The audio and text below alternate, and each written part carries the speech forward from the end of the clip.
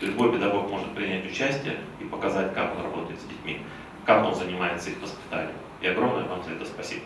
Центром проведения престижных 10-х по счету межрегиональных рождественских образовательных чтений стала Ингушетия. На этот раз темой события выбрали 80-летие Победы, память и духовный опыт поколений. В зале педагоги, представители власти и победители образовательных конкурсов. Участников мероприятия приветствует председатель правительства Ингушетии Владимир Сластенин. Премьер зачитал приветственный адрес от главы Ингушетии Махмуда Али Калиматова. Этот форум вот уже многие годы является значимым событием не только в духовной, но и общественной жизни.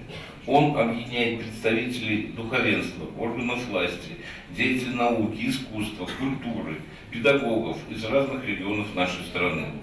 Тема нынешнего форума – 80-летие Великой Победы, память и духовный опыт поколений – весьма актуальна. Вопросы сбережения исторической правды о Великой Отечественной войне, ее героях волнуют общество, требуют особого внимания. Историческая правда объединяет общество, сплачивает представителей разных поколений, служит патриотическому воспитанию молодежи. Сегодня особенно важно направить усилия на сохранение семейных, культурных и духовных ценностей, а также делать все, чтобы молодые люди изучали историю Отечества.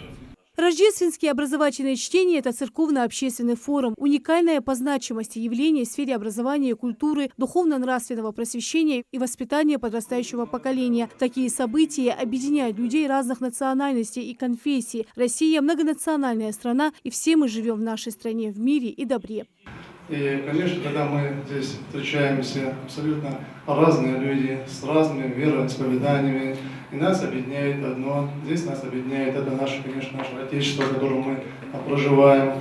Торжественной частью мероприятия традиционно становится награждение победителей всероссийского конкурса в области педагогики, работы с детьми и молодежью до 20 лет за нравственный подвиг учителя. Отличившихся награждают почетными грамотами и подарками.